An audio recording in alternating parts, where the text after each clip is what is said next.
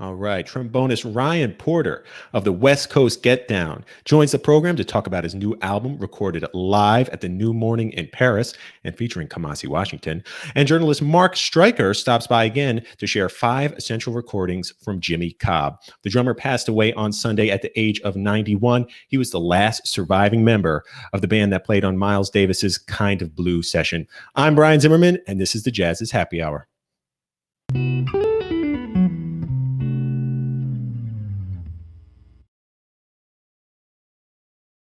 All right, cool. Well, before we get into today's programming, just want to let you know again about an ECM record that I think you'll really like. You should definitely check out.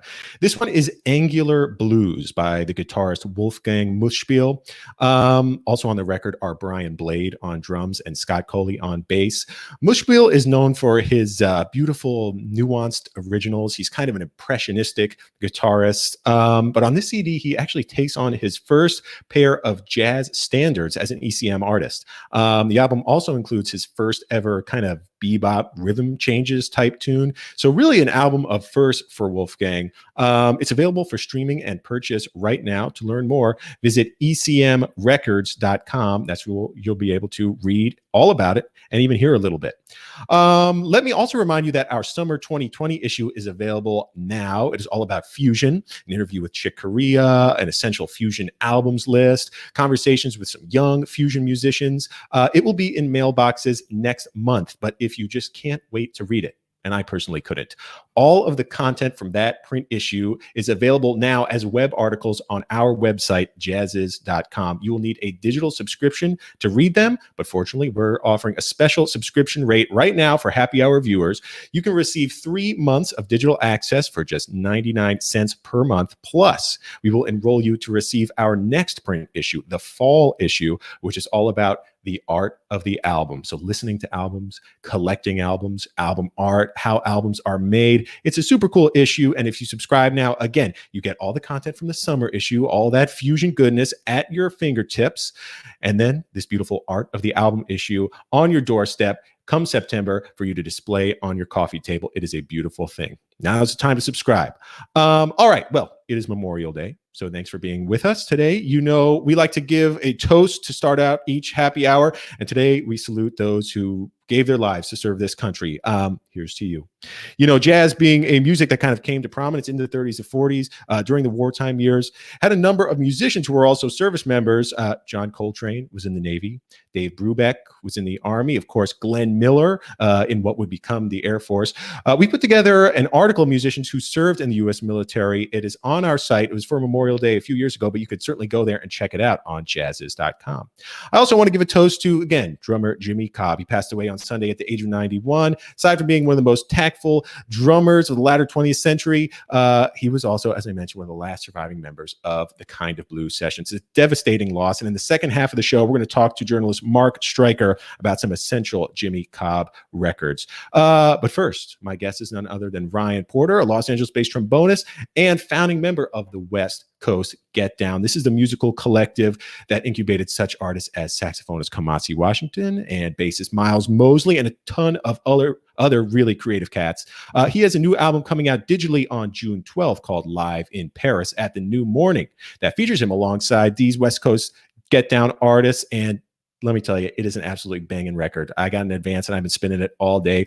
Great live energy on this album. And that's something we could all use right now. I spent my Memorial Day cooped up inside. It has been raining literally for like 3 days here in South Florida. And this was exactly the thing I needed to lift my spirits. So here to talk about the album is the one and only Ryan Porter. Hey, thank you. Thank you so much. You are very welcome. Thank you for being here, man.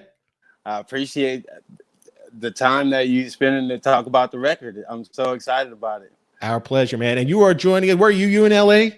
You hold up? No. Okay. Right now I'm in DC. I'm always I'm a piece of LA, but I'm in DC right now. So yeah. I feel you, man. Well, thanks for tuning in digitally here. So I want to start talking about the new record. We'll start off the bat with the new record. This was recorded live during this was your first European tour? Right. This was my first European tour. Yeah. Wow, man. Landmark for me. I mean, especially going out with such amazing musicians, you know, with Kamasi, Brandon Coleman, Tony Austin, Miles Mosley, Jumani Smith. These guys are just really just made it. It was all-star cast, so I'm really excited about the performance that we put on there at the New Morning. Yeah, nice, man. And that was my question. Where did this performance kind of occur in the tour? And what made you say, being on stage, dang, man, we really got to get this thing on tape. This set is happening. Well, I think it was a couple things. I think we were probably about 4 days into the tour. Okay. And this is my first experience going to New Morning, and being an avid jazz listener, you know, there's tons of recordings and video from New Morning. So I was honored to be there.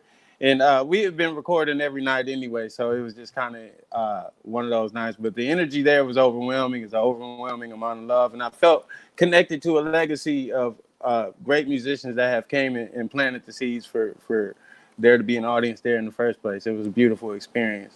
Yeah, man. And the recording is raw. You feel that energy. You feel the crowd. Yeah, it's high impact, no doubt. You know, I'm curious because this was your first tour in Europe. You know, any road stories, any kind of memorable moments other than, of course, this amazing concert at the New Morning? Yeah, well, you know what sparked another thing about it was that Royce Hargrove was like the day before we played at New Morning. I'm a big Roy Hargrove fan, you know, and that was one of his favorite places to play at. Yeah. So I dedicated the show to him and to Iqbal Fahi. I say her name, Madam Iqbal. She owns the club. So, and she passed a couple weeks before that. So, you know, just rapping with the people and just we made that whole night about Roy and Iqbal, you know. So that was the big special part of the tour, you know, just making that night special, a tribute to them. Absolutely, man. Not to mention, you kick off the set with one of my favorite songs, Strasbourg Saint Denis. You know, which is actually, man. A Roy Hargrove classic. Yeah. And it was written about the Metro stop. Is that the Metro stop for New Morning? Well, it's actually one of the Metro stops, but it's in the neighborhood of New Morning. So it's really written for the club. He loves the club. So that they really loved that we did that piece. That was like, absolutely, man. That's one of the most iconic grooves in modern jazz, man. And that's why I love Roy. I mean, he always just stuck with what feels good. You know? Totally. And then, well, that's what I was going to ask. You know, you kind of mentioned the importance of starting the set with that song, but what was your personal relationship with Roy? Well, I met Roy at the Vail Jazz Party in 1996. That was a first year that they initially started the Vail Jazz Party. And me and a couple other students went up, and Roy donated his time, you know, there with his group.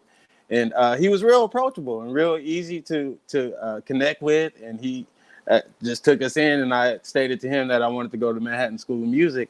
And when I went into the city, he was there along with Billy Higgins. He's from Leimert Park, where I'm from. He played with his group at the time, and he invited me down to hear Roy. And I got a chance to really get connected with him in the city and do a lot of jam sessions and just frequenting his gigs and stuff like that. And when he would come to LA too, he would come down to the piano bar, and I would go over to Catalina's or wherever he was playing. And we kept a relationship going for a number of years. But he definitely had a host of songs that he knew, and a great legacy with the catalog of music that he chose to write, and just a lot of the things that he stood for as far as the original music, and just pressing on the legacy of the continuance of what a lot of jazz musicians have been doing globally and internationally for a long time. So I was really happy to make that night about him. You know what I mean? Totally, man. And really one of the older established guys who was so big on bringing younger cats, you know, under his wing, onto the bandstand, mentorship through that bandstand relationship. And you could see his influence in so many people. You know, not to mention, he was really one of the pioneers in this kind of bridging between straight ahead jazz and the more hip hop R&B side, you know, the stuff he did with Common, the stuff he did with the RH Factor back in the day. And a lot of the ways West Coast Get Down is in very much a continuation of that legacy. You know, I want to talk about the West Coast Get Down in a bit, you know, but obviously it's West Coast century. That's where you guys started. Was it wild? Did you have any head spinning moments when you're in Europe and you were like, man, our music has reached this far? You know, you got cats a continent away listening to it, playing to it. Yeah, I mean, Glastonbury's, a tent city. I mean, 250,000 tents, you know, and it's just like stages.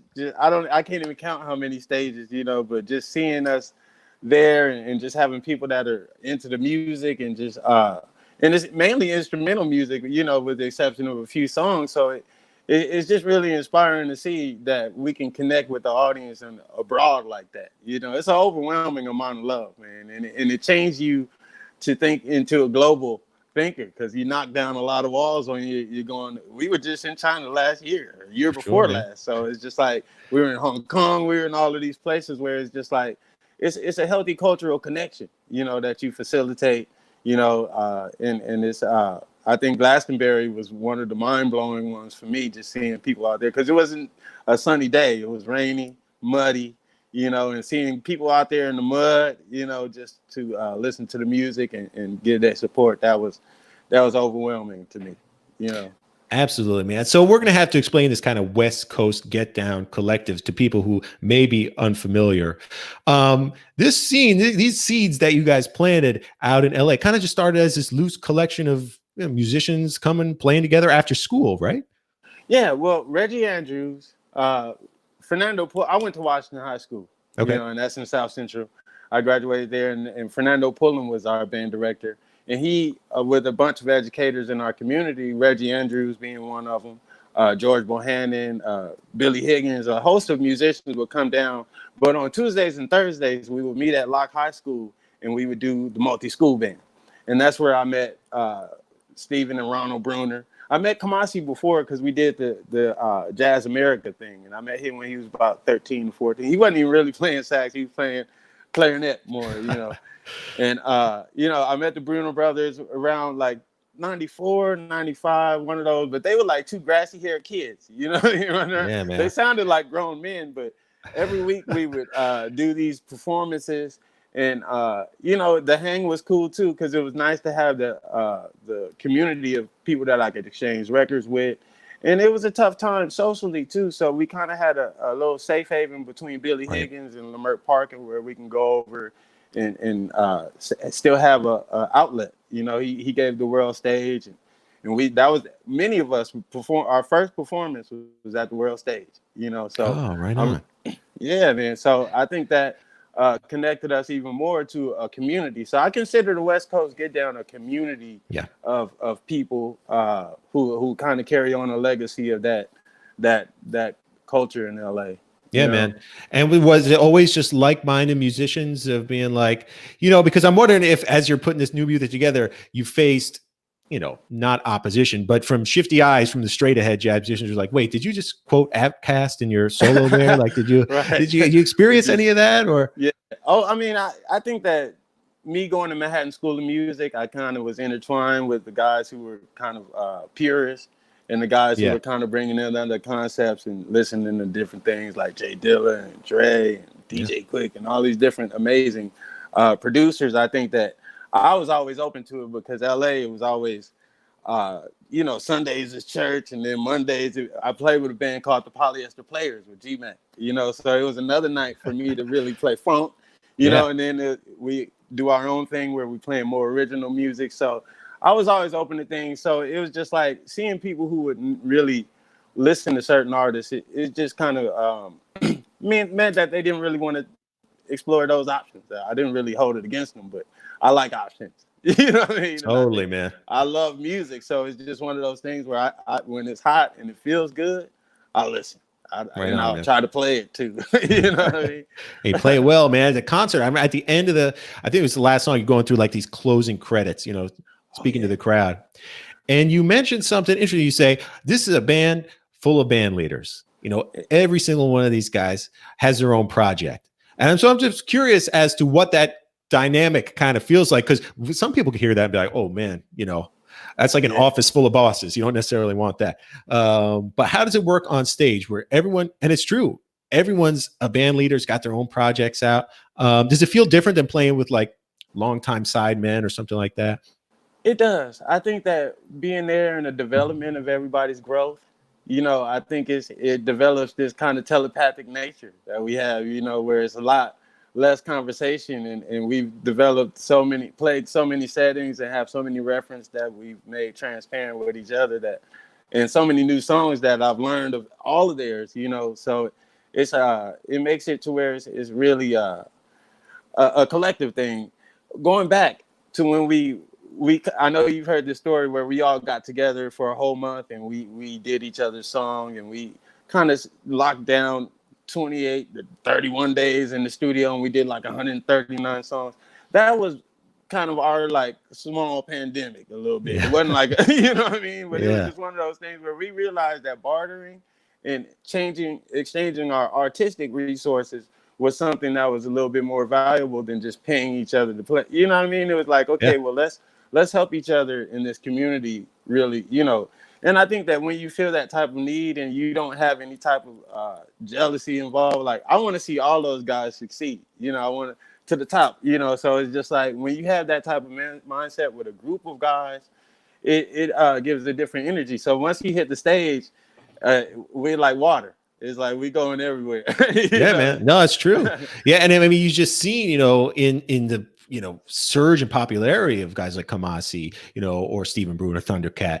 I think it speaks a lot also to your versatility as musicians, your universality. You know, it sounds like this kind of stew that you hit upon, this mix of genres, is just everybody loves it. Like we were saying, people from all the go ahead. I didn't mean to cut you off. No. I was just saying something pertaining to what you're saying. It's really from the lineage of the community of musicians that we had there. I mean, Reggie Andrews, Fernando, the list goes on of many guys there that are part of the educational system that understood what was happening socially and really came in and exposed us to a lot of the musicians that we wanted to meet. I mean, it was because of Fernando that I went to Vail Jazz Party to meet Roy, or met Steve Teray there, and that's who I studied with at Manhattan School of Music, you know.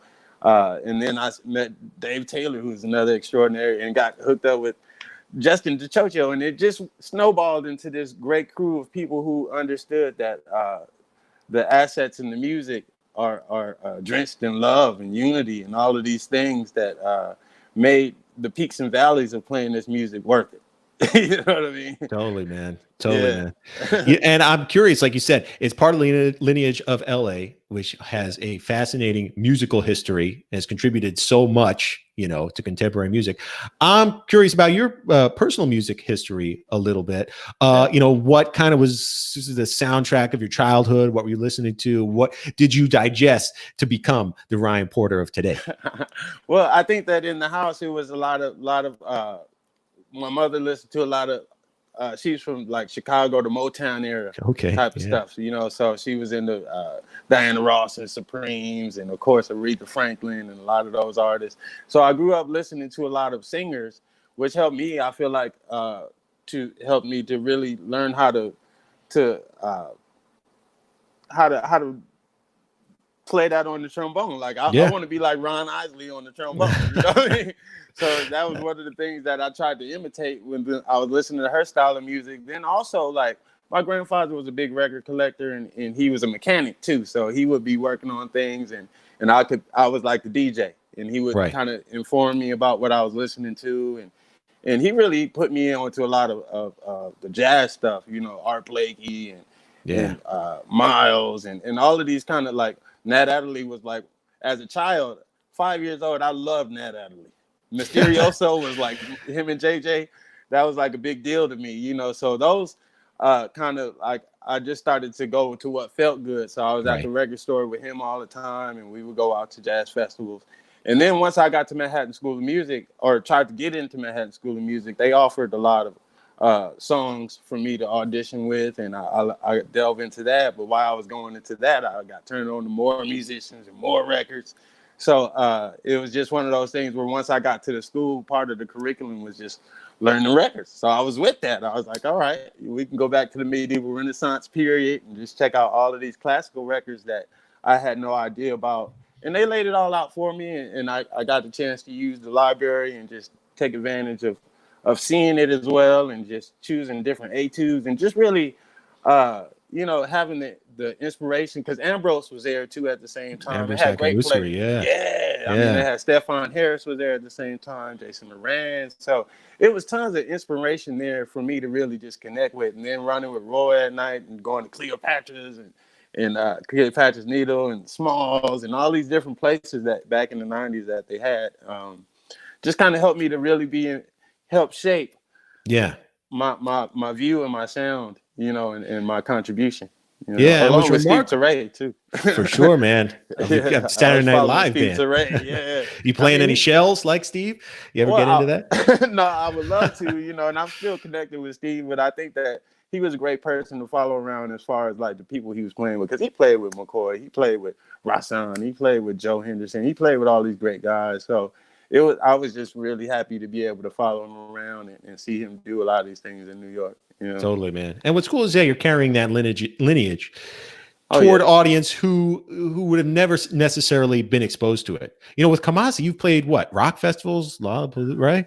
Oh yeah, Yeah, we've done it young, all, man. yeah, kids who would probably never, they don't know Steve Teray from, you know, another Steve. I can't think I like know, that, right? but yeah, Yeah. but it's you know, and these are young kids. You're playing these major rock festivals, but they've been receptive, no? Yeah, they've been very receptive, and I think that was one of the best things about it, is just kind of putting ourselves in situations that weren't so ideal and just seeing people's reaction. You know, because a lot of times it was just like only us playing jazz there. You know, and it Yeah. and it would be like we'd go and everybody would be like really happy, and they would come up and say, "Hey, look, this is I wasn't really into jazz, but I like y'all. This is my first jazz experience. I'm with this. This is what jazz is, and I'm cool with this." You know, so I think it's another chance to really kind of reintroduce the music to them. You know. Yeah, totally, man. And And now look, you're all over now. Kamasi's all over Netflix with that Becoming thing, the documentary about Michelle Obama. Are you on that as well? Yeah. Oh, right. Yeah, There man. you go, man. Talk about a major platform. Man, I think it's amazing because I like seeing all the guys challenged writing wise and stuff. And this is what's interesting is that we were on the road quite a bit, and Kamasi's riding on the bus. Every time I see him, he's at the computer. He's got, he's really into it. And to go to the studio and hear the outcome of what came out with the textures and just how he was taking the melodies and just really how it complemented the whole thing. It was beautiful. You know what I mean? I feel like I'm proud of him. You know what I mean? I really am, and I'm really honored to be a part of that. You know, and I really didn't know much about Michelle before that, but just hearing the music and me intertwined with all that, I probably learned a little bit more than I should about her. You know? No, I'm just playing. That could never be too much, but I'm really happy and honored to be there. Dante Winslow was there. He had the whole all-star cast, man. And Yeah, it's man. just like, it was really just a beautiful outcome. It absolutely is, man. And like I mentioned, such a nice texture of sounds you guys put together, you know, because you do the synth stuff, you do the tech. There's one track on your EP where the synths are nuts. Oh, what is it? Was it the one that starts with the O? Oscalypso. Woo. Yeah. I think that's what it is. I mean, who's on keys? Brandon? Brandon Coleman. Yep. Absolutely phenomenal. Oh, But, yeah. you know, and then again, you mix it with this straight ahead, you know, classic trombone sound, and it's hip, man. It's and it's an important step forward while also nodding, you know, the tradition that you came from. Yeah, so, Oscar Pettiford, he's one of those guys who's really goes along with a lot of the guys who was laying way ahead of his time. You know, totally, man. Yeah. Totally, man. So that's what you slip the jazz history in, you know, like a pill in the applesauce, you know, so the kids can get it. Okay, now they get hip to it. Yeah, man. Try to sneak those vitamins in. Exactly. Exactly, man. Well, hey, man, we should mention again, the new album is out June 12th, right? June 12th. Live in Paris at New Live Morning. Ryan Porter with the West Coast Get Down. It absolutely bangs. I mean, it's a great CD, man. It's a great CD. It's just that if you need that shot of adrenaline, it's a good jogging CD. Put that thing in, you get amped, man. Hey, thank you so much. You're very welcome. If people want to follow along, all things Ryan Porter, you know, check out what you got going on, what may be coming up next. Where's the best place to do that? Ryan Papa Porter for Instagram, and then just www.ryanporterofficial.com. Okay, that's the best two ways to really connect with me. And what may be coming up? You working on anything? New music in store?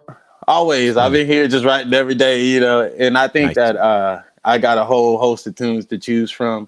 But coming up soon is the Leimert Park Jazz Festival. Okay. And they're going to be doing an online festival on August 1st. So I'll be there doing my music and promoting the new record there. So, you know, it's it's just one of those things where I'm trying to stay as optimistic as I can about this thing landing on its feet. So I'm at home. I think the best thing is just to give my support to all my musician friends. You know, it's one of those things where bartering is the time, and I'm not. Right. You know, amongst my friends, I know it's especially as independent artists, you know, it can get tough to really try to connect with people to make that music. So just knocking those walls down and say, hey, look, let's barter, let's try to make some music and keep, you know, get the product out and the music out. You know what I mean? So that's kind of where I'm at right now. That's a beautiful thing. We will await that store. You know, new stuff from Ryan Porter is always a good thing. But in the meantime, we have this new album coming out June 12th, live in Paris at New Morning. When it comes out, jump on it, people. It's really, really good. Ryan, thank you so much for joining me, man. This has been an absolute pleasure. Like I said, the new album is great. And yeah, man, be well, stay safe, stay healthy, keep making music, man, because we appreciate it. Thank you so much for all the love and support, man. I appreciate you guys. Thank you so much. You are absolutely welcome. I'll see you backstage, Ryan. All right. Take care, man. Bye. All right. So thank you once again to Ryan Porter, the new album live in Paris at New Morning, featuring the West Coast Get Down. It is really, really good. I mean, that cover of Strasbourg Saint Denis alone, man, that classic Roy Hargrove tune, it is just banging. My wife walked in the door and me listening to it yesterday. I was pounding my head so hard. Oh, what a groove.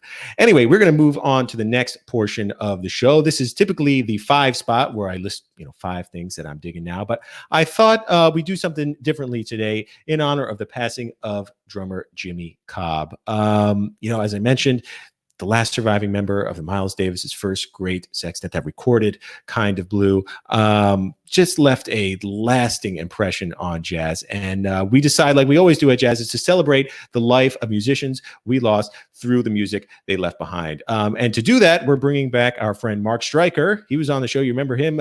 He was the author of Jazz from Detroit. He was walking us through classic jazz recordings from Detroit. He's back to share with us some of his favorite Jimmy Cobb albums. So, Mark, are you there? I am. Hello again. Well, hello. I'm glad to be back, although obviously none under necessarily these circumstances. But here we are. I was thinking this morning, just what a life that Jimmy Cobb led, right? Yeah. To 91 years old, he was playing great all the way up until health prevented him from playing. But that was just he was out playing gigs. I saw Randy Brecker today was talking about the fact that he played a gig with Jimmy in Denver in December, and Randy's comment was that, well, I can guarantee, I can vouch for the fact that he went out swinging. Wow. And swing he did. That is for sure. Yeah. For people who just may not be familiar, you mentioned the swing feel, but what was it about Jimmy Cobb that made him such an influential musician? I mean, he's appeared on albums by Sarah Vaughan, Billie Holiday, Miles Davis, of course, Bill Evans. Can you kind of try to, it's impossible, but encapsulate him as a player? I think, it comes down to the cymbal beat. It's the ride cymbal beat. When people think about jazz drummers and swinging, the first thing that you think about is that cymbal beat, the ding, ding, ding, a ding, ding, a ding beat that the cymbal carries. And Jimmy Cobb had a unique feel. First of all, there was really, it was so buoyant. He really was very much pushing on top of the beat, kind of a quarter note feel. So when you listen to Jimmy, you hear a ding, ding, ding, ding, straight quarter note feel a little bit more than you hear the ding a ding, the eighth note, dotted eighth, 16th note kind of feel that you hear in other drummers. And Jimmy was playing that beat, but he kind of ghosted it in such a way that you really heard the quarter note. So there was kind of a real felt driving, not heard. Yeah, and kind of a real driving momentum into his cymbal beat, and it lifted the bandstand. It made you feel good. It married beautifully with the bass players of his era, in particular Paul Chambers, with whom he had a long relationship. And he was also a master of the brushes. He was a master of dynamics. He was a master of what we call tip-in, which in the jazz vernacular is this idea of swinging with a maximum amount of feeling, but a minimum amount of fuss. And the drummers of that era, when you think about a Lewis Hayes or a Philly Joe Jones or a Kenny Clark or a Jimmy Cobb, they were all masters of that. And so, you know, if you had Jimmy Cobb on the gig or on your record date, you know, it was going to be swinging, it was going to be reliable. He was the cat who was on time. He like took care of business. There would be no trouble if you had Jimmy Cobb. And of course, and that's why he was on. I mean, I looked today. He made, according to one discography, 383 sessions. Now, that's not exactly the same as recordings because multiple sessions could go into one recording, but we have to say well over 300 recordings that Jimmy Cobb is on. And you were generous enough to dive into your collection of more than 6,000 records, we should mention again, to pull out some essential cuts.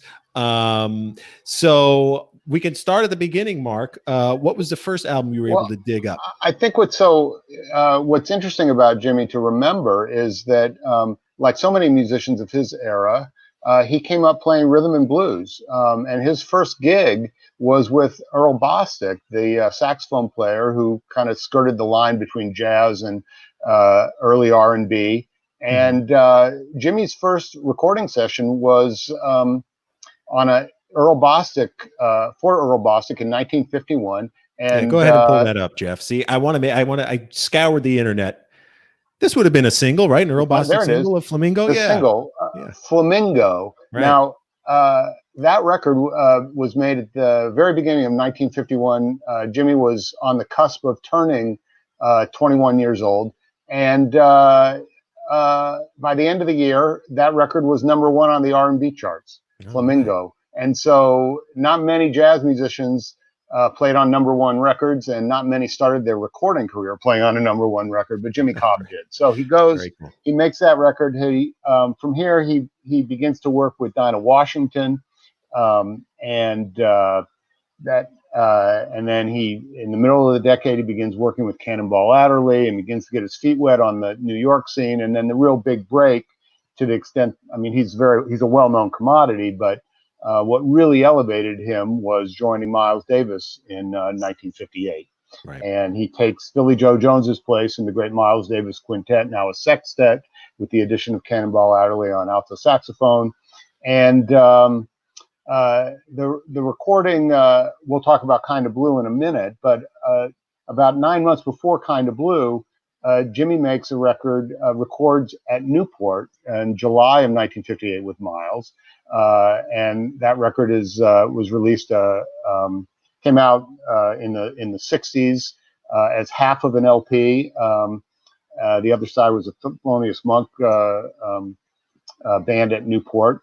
And then it was recently reissued on CD. I thought I had that here, but I don't actually have it with me. But what's so amazing about this, and I'd urge everybody to go listen to this, is that Jimmy Cobb is just on fire. I don't know if part of it is because of where the mic was placed, so there's so much more presence from the drums. But if you listen to the opening Alu Cha, or particularly Two Bass Hit, which is a feature for both Jimmy and John Coltrane, you just can't even believe how hard that Jimmy is bashing the drums. It's so great, so swinging, so intense, so fiery. You know, Kind of Blue, it's an easier kind of, more relaxed kind of feel. But that live at Newport, you hear how much intensity Jimmy could bring on the bandstand. Oh, right on. Oh, we'll definitely have to go check that out. And then we move, of course, to Kind of Blue, and I will hold that up, my LP. There's your LP. Which is a cherished possession. This is actually, honestly, this is my third version of this on LP. Any of those first editions? This one is. Wow. I'm sorry, not this one is a second. Okay. But so not quite a first. Close enough. Close enough. And of course, you know, there's an iconic moment on Kind of Blue at the end of right at the end of the melody of So What, the opening track, as they're going from the melody into the solos. Jimmy Cobb hits his cymbal, and lets it ring. There's like a crash cymbal on, I think it's beat 4, going right into Miles's trumpet solo, and he lets it ring, and it's just that in it. So you put a little frame around that cymbal crash, and that is an iconic sound in jazz history. And that record has such a brilliant, buoyant, swinging feel to it, and a lot of that is due to Jimmy Cobb. And Jimmy, so he joins Miles Davis. Within the year, Wynton Kelly joins the band, and now the rhythm section is Wynton Kelly, Paul Chambers, and Jimmy Cobb, and that becomes an iconic rhythm section that lasts essentially for the rest of through the entire 1960s. Until the deaths of Paul Chambers in the late 60s, and then Wynton Kelly in the early 70s. And so they're with Miles, and they record many recordings with Miles, Live at the Black Hawk, Sketches of Spain, and the like. But at the same time, Jimmy is beginning to record. They're recording as a trio, and they record with all kinds of people, with Frank Strozier, with Wes Montgomery, with Art Pepper, with Benny Golson. They make a record, I'm going to pull it out here, under Wynton's name, called Kelly Blue. Oh, sure. For Riverside in 1959. And the track I would point everybody to is On Green Dolphin Street, which is a jazz standard. Miles was making it a jazz standard, but the swingingest version of On Green Dolphin Street that exists is that one on Kelly Blue. And so, through the early 60s, again, Jimmy is in the recording studio every week, basically, with Jimmy Heath and Blue Mitchell and you name it. And there is a special bond that gets formed between this trio of the Wynton Kelly trio with Jimmy Cobb and Paul Chambers and Wes Montgomery. And the two records that really have become part of the lexicon are Full House, which was recorded live on the West Coast in Berkeley, California in 1962. And there's that. And what I would encourage people to listen to on that record is pretty much everything. I'm just looking at the back. I mean, it's just all so swinging. And then Smoking at the Half Note with Wes Montgomery and the trio. And for the opening track, No Blues, is just, again, super swinging. There's a bounce that the trio gets, and the way they function as a unit behind Wes Montgomery. It's almost in a way like they play almost like a big band. The way the bassy band could generate a steaming kind of momentum, and then you would hear the brass and reed sections come in with interjections to push a soloist along. Well, the way the rhythm section works that way, and the way that they accompany a soloist. So there are all these unified little licks and shared rhythms that happen between the piano, the bass, and the drums behind the soloist. So I encourage people, when you listen to a record like Full House, listen to Wes Montgomery, but then also go through one time and just focus on the rhythm section, the way they're playing together as a unit, and how all of that works together. That's good advice for close listening in general, is I hone in there on a particular instrument. Yeah, sometimes you go through a record once, listen to all of it. Next time, go through the record, just listen to the drums. Yeah. Just listen to the ride cymbal. Yeah. Or something like that. So we have time for a few more, Mark. So if we could, that trio of Wynton, Paul Chambers, and Jimmy Cobb made several live recordings at the Left Bank Jazz Society in Baltimore, which is a regular stop on the tour. They did Sunday afternoon sessions down there. And there are a couple of classics. One is with Joe Henderson from 1968, and where Joe is on fire, the trio's on fire, and Jimmy Cobb in particular plays some pretty spectacular drum solos. He was not known necessarily as a drum soloist, in the same way that, say, Max Roach was. But on that recording, Jimmy in particular plays great solos. And then into the 1970s, Jimmy takes a job in 1970 with Sarah Vaughan. and he stays with Sarah Vaughan for most of the 1970s, all the way through 1978. It's a good 8 or 9 year run. And the record I like the best is Live in Japan. Maybe you've got that there. Pull that one up. You have yes, that? we do. Hope we got the right cover. But is that it? Hey, there it is. Yeah. And Carl Schroeder is the pianist, and I believe it's Bob Magnuson at that point playing bass.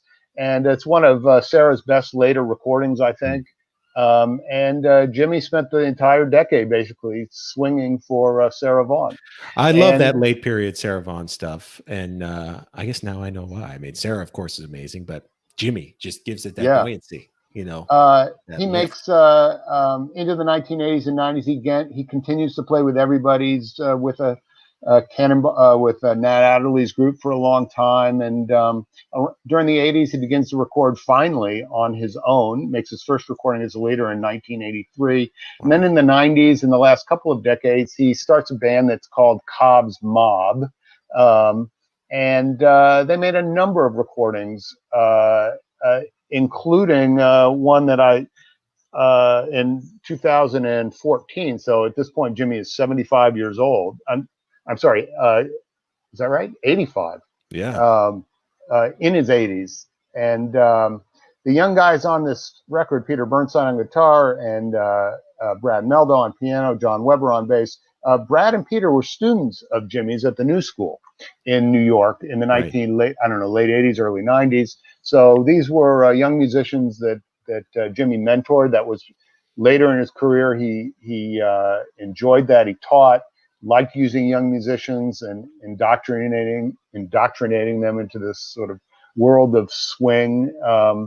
Jimmy was a master. You have to remember that this is a folk music at heart, and there's a folklore to this music. And Jimmy brought the intensity and swing that he brought to the bandstand was something you cannot teach. That's something that gets forged on the bandstand, and the only way for a young musician to get that is to be in proximity of it with it on the bandstand. So I like to think that people like Jimmy Cobb, like John Weber, the bass player, Brad Meldow, Peter Bernstein, any of these young musicians that got a chance to play with Jimmy got a taste of that, and they take that with them, into forward. And the younger generation of drummers, like, I mean, you name it, they all took, Eric Peterson and Brian Blade and Kenny Washington, they all took stuff from Jimmy Cobb. So, Jimmy's legacy will live on not only on his own recordings, but also